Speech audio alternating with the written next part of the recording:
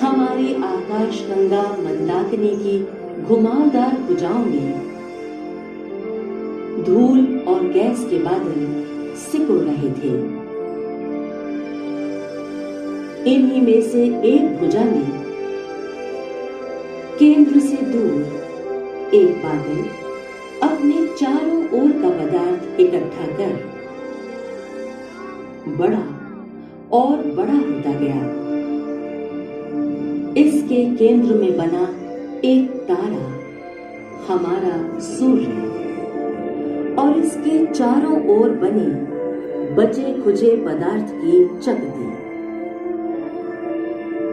ये सब 4,500 अरब वर्ष की बात है। इस चकती में छोटे बड़े टुकड़े कभी आपस में टकराकर टूटे और कभी जुड़कर बड़े टुकड़े बन गए। इस तरह के टकराव हमेशा होते रहे और अंत में इन्हीं से बने ग्रह बुध, शुक्र, पृथ्वी, मंगल, बृहस्पति, शनि इत्यादि।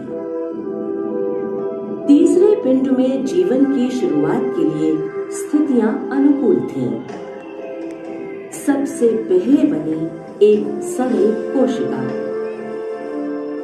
और फिर इससे नींव पड़ी आज के बुद्धिमय जीवन की।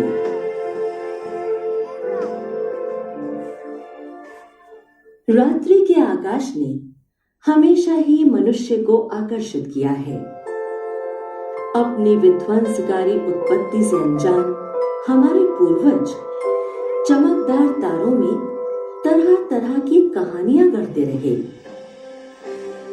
इन अनगिनत तारों को कई समूहों में बांटकर उन्होंने कई तारामंडल बनाए। इस खूबसूरत आकार में बिखरे तारों को देखिए। हमारे पूर्वजों को इनमें एक शिकारी दिखाई दिया। ये है काल पुरुष या ओरायन। बीच में 3 तारे उसकी कमर पेटी बनाते हैं। इससे पूर्व की ओर बढ़े तो मिलेगा सिरियस या व्याध, आकाश का सबसे चमकदार तारा।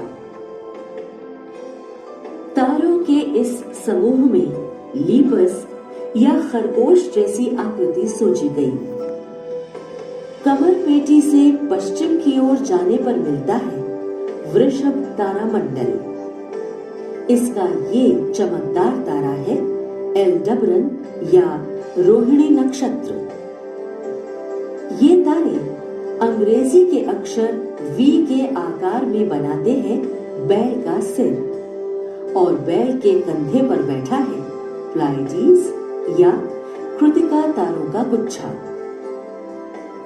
उत्तर की ओर एक बड़े प्रश्न चिन्ह के आकार में है सप्तर्षि। ये 2 तारे ध्रुव की ओर संकेत करते हैं। जैसे जैसे रात बीतती जाती है ध्रुव तारा एक ही जगह पर बना रहता है, जबकि बाकी तारे पूर्व से पश्चिम की ओर जाते रहते हैं, जैसे कि दिन में सूर्य। पूरे आकाश को 88 तारामंडलों में बांटा गया है। इन काल्पनिक आकारों की पृष्ठभूमि में सूर्य और चंद्रमा की गति को समझा गया। हमारे पूर्वज रात्रि के आकाश से भलीभांति परिचित थे, इसलिए वे तारों की पृष्ठभूमि में धीरे धीरे खिसकते हुए पिंडों को पहचान पाए। ये साधारणतया पश्चिम से पूर्व की ओर जाते थे, पर कभी कभी विपरीत दिशा में भी जाने लगते। कई रातों तक इनका अध्ययन करने से पता चला कि ये खास तारामंडलों की पृष्ठभूमि में जाते हैं। ये खास तारामंडल राशि चक्र बनाते हैं। सूर्य, चंद्रमा इससे होकर जाते हैं और ऐसे ही इधर उधर भटकते पिंड भी। अब हम जानते हैं कि ये पिंड भटकते इसलिए लगते हैं क्योंकि ये सूर्य के चारों ओर जाते हैं। तारों, ग्रह और चंद्रमा की गति का अध्ययन हजारों साल गहराई से किया गया। खगोल विज्ञान में एक नया अध्याय तब शुरू हुआ जब मनुष्य ने टेलीस्कोप का आविष्कार किया। खगोलीय पिंडों के ऐसे नजारे दिखने लगे जो पहले कभी सोचे नहीं गए थे। किसी साधारण से टेलीस्कोप से भी चंद्रमा भव्य लगता है। चंद्रतल पर छोटे बड़े गड्ढे सहज ही दिखाई पड़ते हैं। ये चंद्रमा के विध्वंसक अतीत की याद दिलाते हैं, जब चंद्रमा पर उल्कापात और ज्वालामुखी बहुत हुआ करते थे। हमारी पृथ्वी का इतिहास भी कुछ ऐसा ही रहा। इसकी सतह पर कई गड्ढे बने, जैसे कि एरिज़ोना का ये गड्ढा। महाराष्ट्र की लोनार झील भी इसी तरह का गड्ढा है और क्यूबेक का मोनिका बागन ढांचा। पर आज हम धरती पर चंद्रमा के जैसे गड्ढे नहीं देखते, क्योंकि पृथ्वी की गतिज प्रणाली यानी डायनेमिक सिस्टम ने कई पुराने निशानों को मिटा दिया है। इसीलिए हमें पृथ्वी पर बहुत कम गड्ढे दिखाई पड़ते हैं। आइए टेलीस्कोप से शुक्र ग्रह को देखें। अरे, ये तो चंद्रमा के जैसे कला दिखा रहा है। शुक्र पर बादलों के घने वातावरण के कारण हम दूरबीन से उसकी सतह को नहीं देख सकते। चलिए एक छोटी दूरबीन से बुध को देखें। अरे, ये भी कला दिखाता है। शुरू में दूरबीन द्वारा लिए गए इन आश्चर्यजनक आंकड़ों से सौर मंडल के बारे में हमारी जानकारी बढ़ी। पहले लोग सोचते थे कि सूर्य और ग्रह पृथ्वी के चारों ओर घूमते हैं। इस धारणा के अनुसार ग्रहों की कलाओं को समझना मुश्किल था। खगोलविदों के अध्ययन से जब ये धारणा बदली और समझा गया कि पृथ्वी और अन्य ग्रह सूर्य के चारों ओर चक्कर लगाते हैं, तब इन ग्रहों की कलाओं को समझना आसान हो गया। पृथ्वी से देखने पर शुक्र जब सूर्य के दूसरी तरफ होता है तो वो छोटा व पूर्ण दिखाई देता है। सूर्य के चारों ओर चक्कर लगाते हुए जैसे जैसे वो हमारे निकट आता है, आकार में बड़ा लगता है और कलाएं दर्शाता है। अंदरूनी ग्रह शुक्र से भिन्न मंगल पर ये नाटकीय कलाएं दिखाई नहीं पड़ती। यद्यपि कभी कभी पृथ्वी से मंगल की धुंधली सी गिब्बस या उभरी हुई कला देखी जा सकती है। यहाँ मंगल का धुंधला बर्फीला ध्रुव प्रदेश नजर आता है, जो पृथ्वी से कुछ कुछ मिलता है। मंगल पर नदी जैसे आकार प्रकार भी दिखाई देते हैं।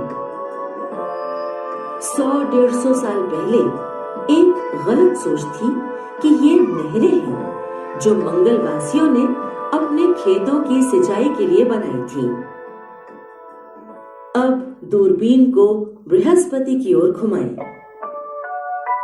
इसके पास नजर आ रहे हैं 4 चमकते पिंड।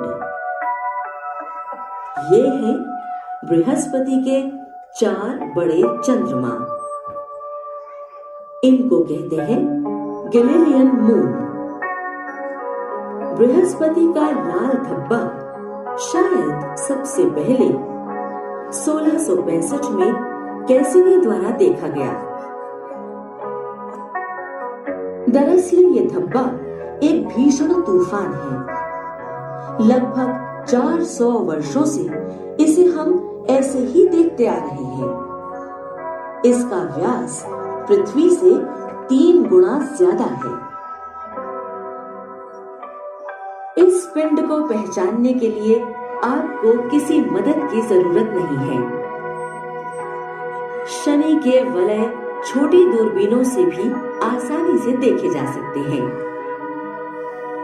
जब पृथ्वी और शनि के वलय एक ही तल में आ जाते हैं, तब ये वलय हमें नजर नहीं आते। आज हमारी इन वलयों की जानकारी खगोल विज्ञान की प्रगति का ही नतीजा है। कोरी आंखों से दिखाई देने वाले इन 5 ग्रहों के गहन अध्ययन करने के बाद हमारी सौर मंडल और ग्रहों की कक्षाओं के बारे में समझ बढ़ी है। सभी ग्रह सूर्य के चारों ओर दीर्घ वृत्ताकार कक्षाओं में घूमते हैं। ये कमाल है गुरुत्वाकर्षण शक्ति का, जो कि सूर्य के चारों ओर कक्षाओं में ग्रहों के व्यवहार संबंधी नियम निर्धारित करने में एक रिंग मास्टर की भूमिका अदा करती है। सदियों से हम पृथ्वी से इन 5 ग्रहों बुध, शुक्र, मंगल, बृहस्पति और शनि को कोरी आंखों से देखते आ रहे हैं। ज्यों-ज्यों दूरबीन में सुधार हुआ, आसमान में कुछ और भ्रमणकारी पिंड खोजे गए जो सौर मंडल के सदस्य थे। यूरेनस ग्रह की खोज सन 1781 में विलियम हर्शल ने की। दूसरे ग्रहों की तुलना में इसका स्थान इतनी दूर था कि इस खोज के साथ ज्ञात सौर मंडल के आयाम 2 गुने हो गए। सन 1801 में जोसेफ पियाजी ने मंगल और बृहस्पति की कक्षाओं के बीच एक अन्य पिंड की खोज की। प्रत्याशा थी कि इस क्षेत्र में एक ग्रह विद्यमान है। तब इस नए पिंड को इस ग्रह के रूप में सोचा गया था और इसका नाम सीरीज रखा गया। मंगल और बृहस्पति की कक्षाओं के मध्य क्षेत्र में अनेक ऐसे पिंड पाए गए, जूनो, वेस्टा, पल्लास इत्यादि। बाद में पता चला कि इस क्षेत्र के इन पिंडों का भार बाकी ग्रहों की तुलना में काफी कम था। सबसे छोटे बुध ग्रह से भी बहुत कम। सीरीज और इन पिंडों को एस्ट्रॉइड या लघु ग्रह कहा गया। यूरेनस की खोज आकाश की छानबीन करके की गई थी। इसके बिल्कुल भिन्न अगले ग्रह नेपच्यून की खोज 1846 में गणितीय गणना और इस पर आधारित प्रेक्षणों द्वारा की गई। इस कहानी में अगली प्रमुख घटना थी 1930 में प्लूटो की खोज, जो क्लाइड टोम्बो द्वारा किए गए प्रेक्षणों से की गई थी। जब इसकी खोज हुई थी तो ये सोचा गया था कि ये भार में पृथ्वी जितना होगा और इसे सौर मंडल का 9वां ग्रह माना गया। सन 1978 में इसके चंद्रमा केरोन का पता चला और प्लूटो के भार का ठीक अनुमान लगाना संभव हो पाया। नहीं, वो निश्चित रूप से पृथ्वी जितना भारी नहीं था, हमारे अपने चंद्रमा से भी छोटा। इसके बाद सौर मंडल के बाहरी क्षेत्रों में कई छोटे छोटे पिंड पाए गए, जो प्लूटो से भार में कुछ ही कम थे। तब प्लूटो के ऊपर एक प्रश्न चिन्ह लगा। क्या उसे कभी ग्रह की संज्ञा दी जानी चाहिए थी? इसके बाद सन 2003 में एक और पिंड खोजा गया, UB 313, जिसे हम एरिस नाम से जानते हैं। ये प्लूटो से भार में कुछ बड़ा था। इस प्रकार प्लूटो के ऊपर लगा प्रश्न चिन्ह अधिकाधिक बढ़ते हुए उलझता चला गया। क्या हम प्लूटो को ग्रह कहें? यदि हां, तो UB 313 का क्या? आखिर ग्रह शब्द का वास्तविक अभिप्राय ही क्या है? अभी हाल में अंतर्राष्ट्रीय खगोल संघ ने ग्रह शब्द की भौतिक परिभाषा प्रस्तुत की है। उनके अनुसार बेचारे प्लूटो को ग्रहों की श्रेणी से निकाल दिया गया। नई भौतिक परिभाषा के अनुसार ग्रह वो पिंड है जो मूल तारे के चारों ओर कक्षा में घूमता है। इतना भारी है कि उसकी अपनी गुरुत्वाकर्षण शक्ति उस पिंड को गोलाकार बना देती है तथा इसके आसपास के क्षेत्र के अधिकाधिक पदार्थ को अपने अंदर ऐसे समा लेती है कि उस ग्रह को उस क्षेत्र का स्वामी बना देती है। इस परिभाषा के बाद हमारे सौरमंडल में केवल 8 ग्रह शेष रह गए हैं।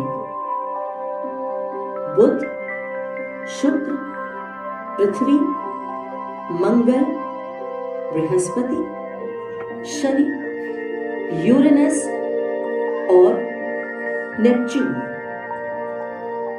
सौरमंडल में कुछ पिंडों का एक नया वर्ग बनाया गया है जिन्हें वामन ग्रह के रूप में परिभाषित किया गया है। प्लूटो इनमें से एक है। ये वामन ग्रह सूर्य के चारों ओर अपनी कक्षाओं में चक्कर लगाते हैं और इतने भारी हैं कि गोलाकार नजर आते हैं, पर इतने नहीं कि अपने निजी क्षेत्र में हावी हो सके। सौरमंडल में कुछ और भी छोटे छोटे पिंड हैं, जैसे एस्ट्रॉयड और धूमकेतु। इन सब को मिलाकर बनता है हमारा सौर परिवार। आइए हम इस परिवार के कुछ सदस्यों के और नजदीक चलें। 20 जुलाई 1969।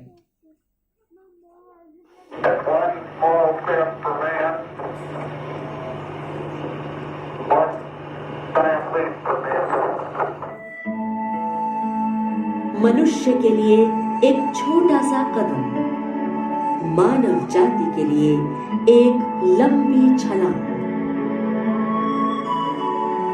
मनुष्य ने अपने निकटतम पड़ोसी चंद्रमा पर कदम रखा। यह यात्रा 3 दिन चली। यात्रांत में अंतरिक्ष यात्रियों ने कई दशकों तक अध्ययन करने के लिए सामग्री इकट्ठी कर ली। पहले माना जाता था कि चंद्रमा पर पानी नहीं है, लेकिन क्लेमेंटाइन एवं ल्यूनर प्रोस्पेक्टर मिशन ने चंद्रमा के ध्रुवों के अंदर बर्फ के रूप में पानी होने के संकेत दिए। ल्यूनर प्रोस्पेक्टर का अंतिम उद्देश्य था चंद्रमा के दक्षिण ध्रुव पर टकराकर धूल और पानी की भाप का बादल उठाना।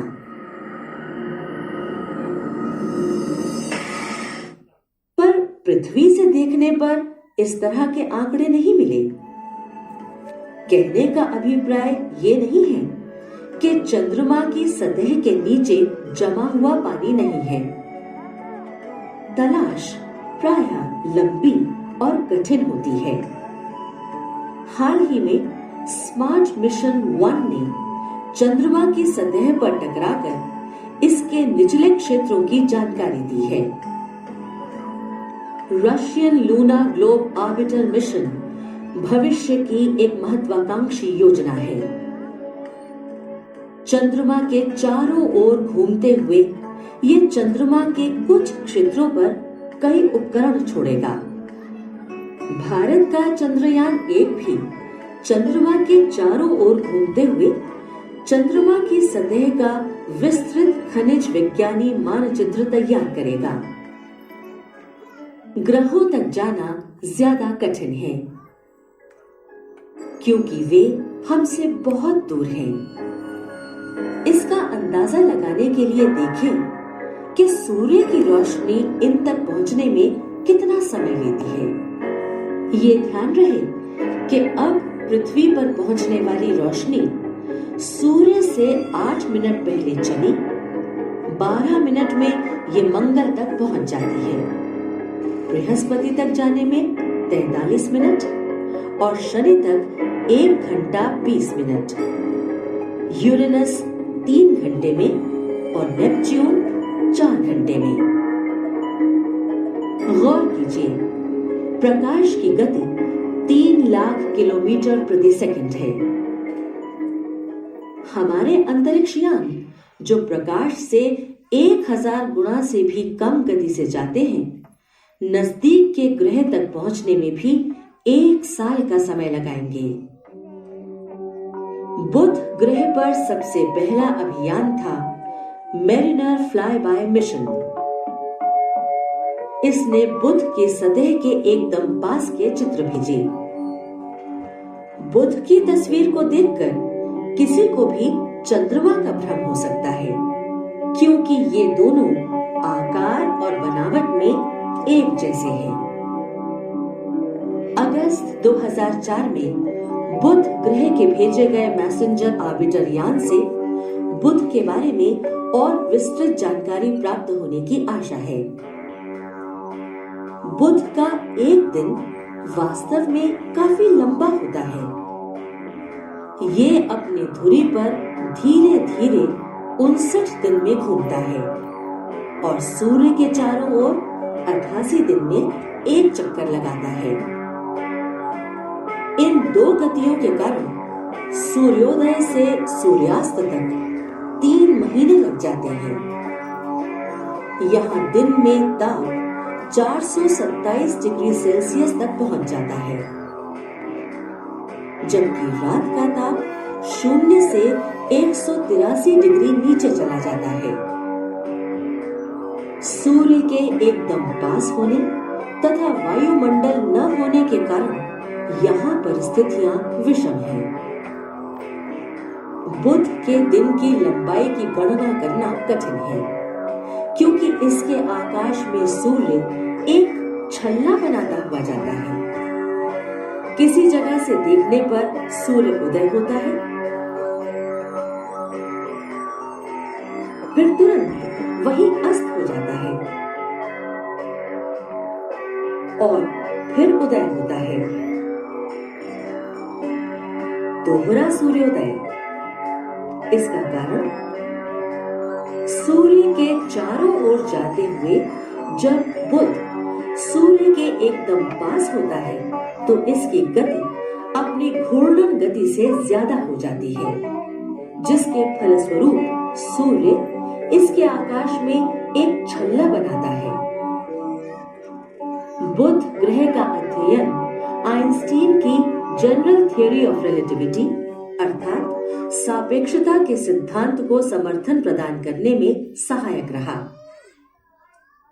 हमने ग्रहों की दीर्घवृत्ताकार कक्षाओं के बारे में बात की। ऐसी कक्षाओं में ग्रह पेरिहीलियन पर सूर्य के निकटतम आ जाते हैं और अब हीलियन पर सूर्य से सर्वाधिक दूर चले जाते हैं।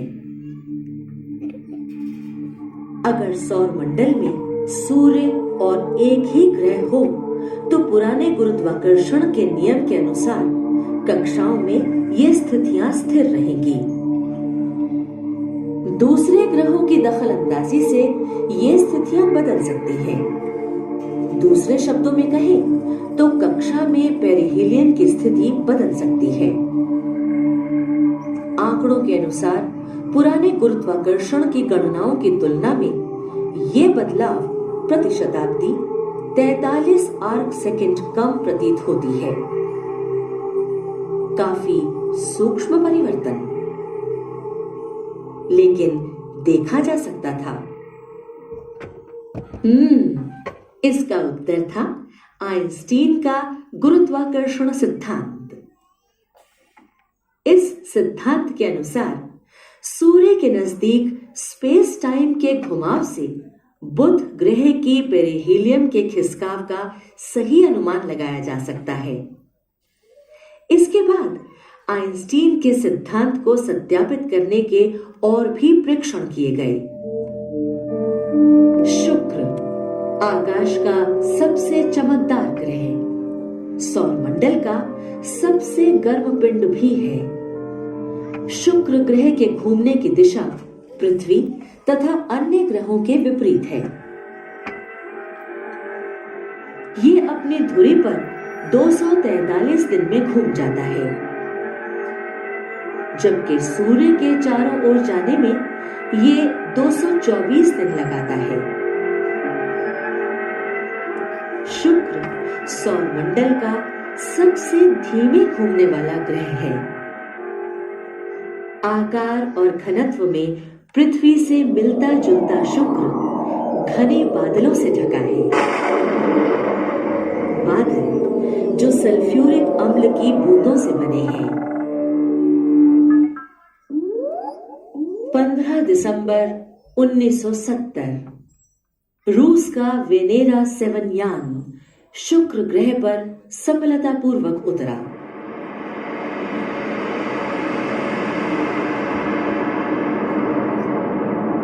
इसमें लगे उपकरणों ने पूर्वानुमान को सही बताया कि यहाँ 90% कार्बन डाइऑक्साइड है। इसकी सतह चट्टान की बनी है और इसका तापमान 475 डिग्री सेंटीग्रेड है। बुध ग्रह के दिन के तापमान से भी ज्यादा। वास्तव में शुक्र सौरमंडल का सबसे गर्म ग्रह है।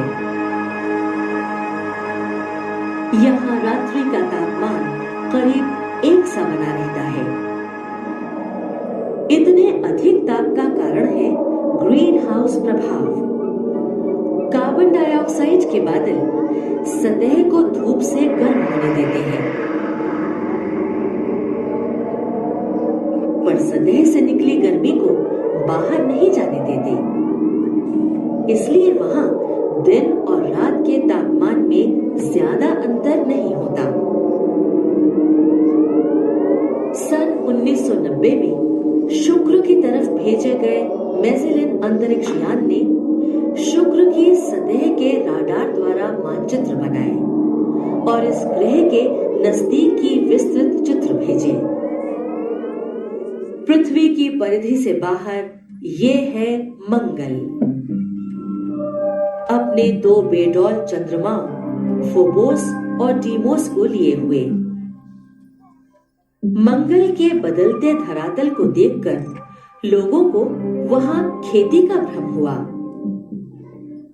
सन 1976 में वाइकिंग यान मंगल की सतह पर सफलतापूर्वक उतरा।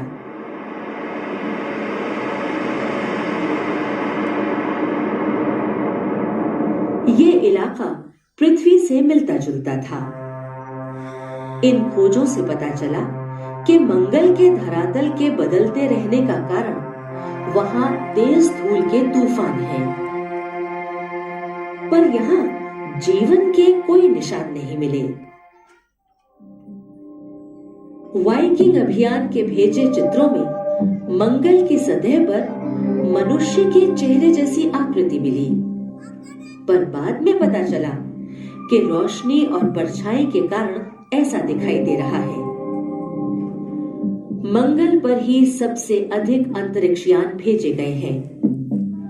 बहुत सारे सफल हुए तो कुछ ग्रह पर पहुंचकर निष्क्रिय हो गए। सबसे सफल अभियान रहे पाथफाइंडर और उसके बाद स्पिरिट एवं अपॉर्चुनिटी। इन्होंने आशा से अधिक आंकड़े एकत्र कर पृथ्वी पर भेजे। कुछ सफल ऑर्बिटर मिशनों से हमें मंगल की सतह के बारे में जितनी जानकारी प्राप्त हुई, इतनी तो हम अपनी पृथ्वी के चंद्रमा के बारे में भी नहीं जानते। इन मिशनों से मिली सबसे महत्वपूर्ण जानकारी थी मंगल पर कुछ करोड़ वर्ष पहले बहते पानी के संकेत। बृहस्पति तथा अन्य ग्रहों को मानव रहित यान भेजना भी बहुत कठिन है। इसलिए वैज्ञानिकों ने एक विशेष घटना का सहारा लिया जो हर 179 साल बाद होती है। यदि इस समय एक यान बृहस्पति की ओर छोड़ा जाए तो एक ही उड़ान में वो सभी बाहरी ग्रहों से होकर गुजर जाता है। इस अवस्था में हर ग्रह का गुरुत्वाकर्षण यान को अगले ग्रह की ओर मोड़ देता है। वॉयेजर यान सन 1977 में छोड़ा गया। 2 साल बाद ये बृहस्पति तक जा पहुंचा और इसने पृथ्वीवासियों को बृहस्पति के जगमगाते वलय की जानकारी दी। इसने पाया कि 16 चंद्रमा इस विशाल ग्रह के चक्कर लगाते हैं। अब तो इसके 60 से भी अधिक चंद्रमा हैं। इसके चंद्रमा आयो पर अभी भी ज्वालामुखी फूटते हैं। पृथ्वी से बाहर पाई गई पहली सक्रिय ज्वालामुखी। हब्बल टेलीस्कोप और गैलीलियो यान ने आयो पर फूटते ज्वालामुखी देखे। दूसरे चंद्रमा यूरोपा की सतह के नीचे पानी होने की संभावना है। बृहस्पति का वायुमंडल काफी रंगीन है। इसके उफनते हुए बादलों के आकार प्रकार कुछ ही घंटों में बदल जाते हैं। इन बादलों के बदलते आकार प्रकार से पता चलता है कि बृहस्पति का मध्य भाग ध्रुवों की अपेक्षा तेजी से घूमता है। हाल ही में हब्बल स्पेस टेलीस्कोप और चंद्रा एक्सरे वेधशाला ने भी अपनी नजरें एक ही समय पर बृहस्पति पर गड़ाई। दोनों के मिले जुले निरीक्षण से महत्वपूर्ण जानकारियां मिली। इन्होंने बृहस्पति के ध्रुव के निकट एक असुलझा पल्सेटिंग एक्सरे गर्म धब्बा भी देखा। अब चले अगले ग्रह की ओर। शनि के वलय तो अनगिनत हिमकणों से बनते हैं। ये अपनी धुरी पर लगभग 10 घंटे में घूमता है। इस तेज गति के कारण ध्रुवों पर ये ग्रह चपटा हो जाता है। अन्य गैसीय ग्रहों की तुलना में शनि का घनत्व काफी कम है। कोशिश करने पर भी आप इसको एक अति विशाल काल्पनिक बीकर में डुबा नहीं पाएंगे। हाल ही में भेजे गए कैसिनी मिशन ने शनि की विस्तृत जानकारियां दी हैं। इसका सबसे बड़ा चंद्रमा है टाइटन।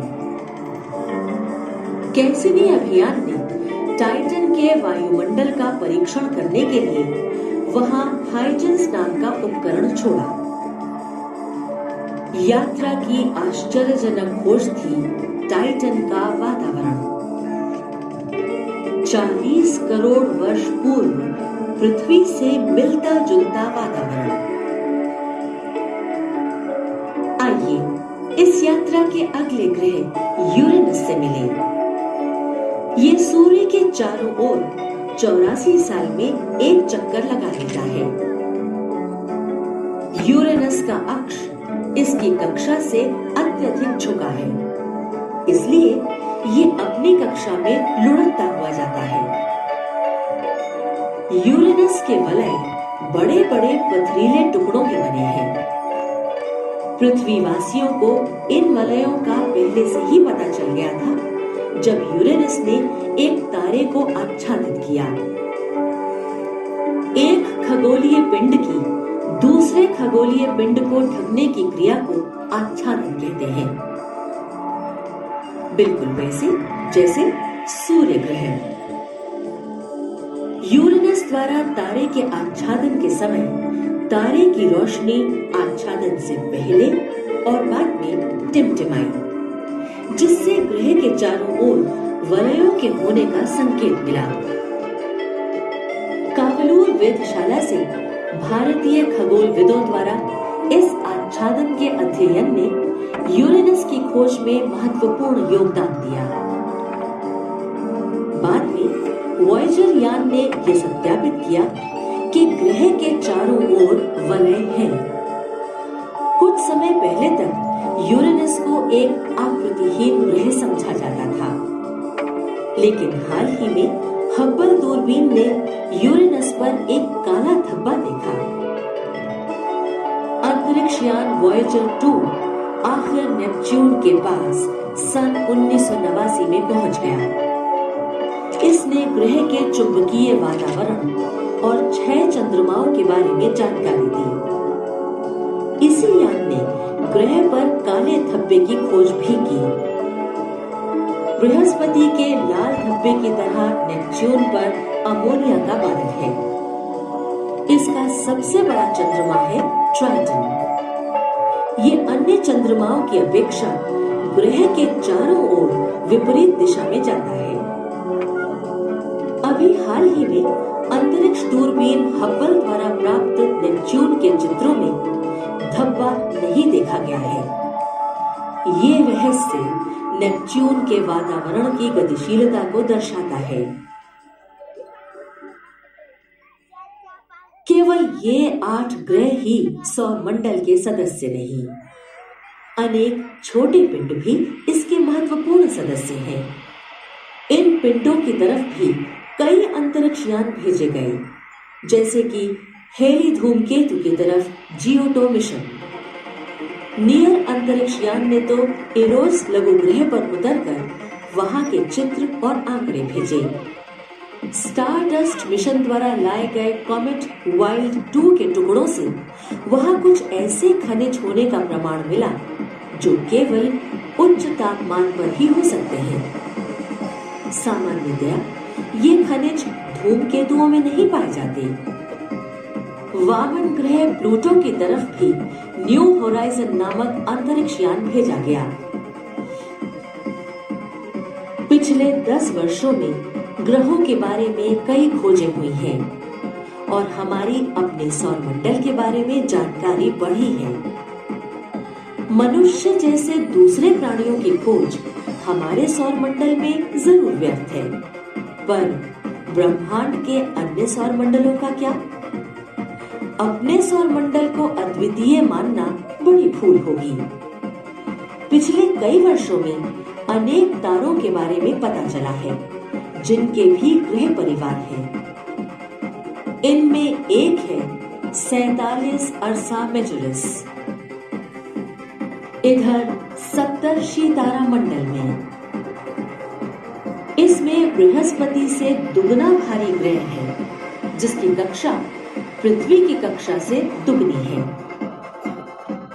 हमसे 72 प्रकाश वर्ष दूरी पर है ये तारा 16 सिग्नी। इसका भी बृहस्पति जैसा एक ग्रह है। अपने सौर मंडल के बाहर हम केवल